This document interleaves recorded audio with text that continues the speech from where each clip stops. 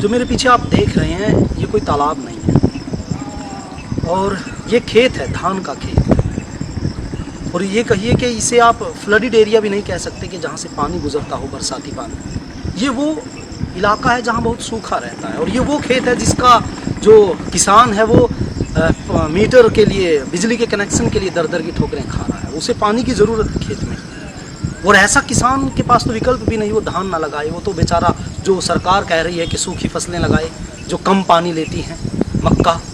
आप समझ सकते हैं इस खेत में जिसके मैं सामने पास खड़ा हूँ, अगर इसमें मक्का लगा हुआ होता तो क्या हाल होता। ये तालाब बना हुआ है बरसात से, और इतनी बरसात नहीं, एक दिन की बरसात नहीं।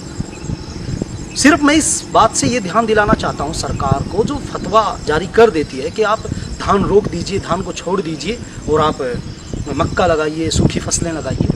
तो एक वो लाइन अंग्रेजी की कि थिंक बिफोर यू एक्ट।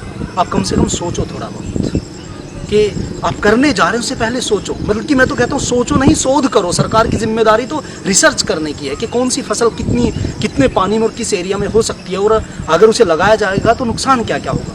ये कम पढ़ा लिखा आदमी भी बता सकता है कि यहाँ अगर मक्का लगाया जाएगा तो होगा ही नहीं, मर जाएगा वो। ज़्यादातर इस इलाके में बरसात के मौसम में हरियाणा के बहुत से एरिया ऐसे हैं जहाँ पर मक्का होगा ही नहीं, लेकिन सरकार कह रही है मक्का लगाओ। मुझे समझ नहीं आ रहा कि कारण क्या है। अभी मैं पिछले हफ्ते की बात है, शायद 15 दिन पहले, कि सरकार ने 5 लाख टन मक्के के आयात को मंजूरी दी है।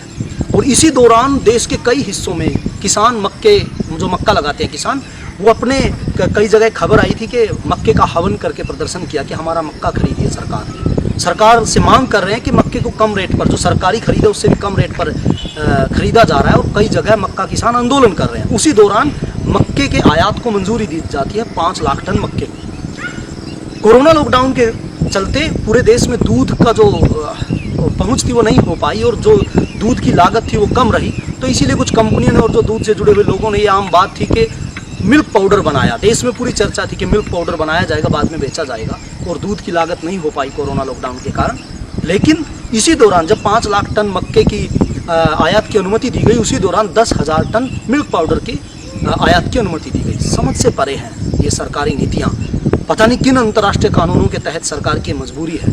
तो मैं तो यही अपने किसान भाइयों से कहना चाहता हूँ कि जैसे मक्के की मांग को लेकर किसान आंदोलन कर रहे हैं, और उसी समय मक्के के आयात को अनुमति दी जा रही है, और आज ही नहीं, पिछले साल भी इन्हीं दिनों 5.5 लाख टन मक्के के आयात को अनुमति दी गई थी। तो कुछ ना कुछ मजबूरी है, अंतर्राष्ट्रीय मजबूरियां शायद सरकारों की, जिसके तहत किसानों पर तलवार लटकाई जाती है कि आप धान मत उगाइए, मक्का उगाइए। पता नहीं कहाँ, जब पहले से किसान जो मक्का लगा रहे हैं वो परेशान है, और मक्का लगवा रहे हैं, और उन इलाकों में जहाँ पर मक्का होगा ही नहीं। तो पता नहीं सरकार क्या कर रही है, किसके लिए काम कर रही है।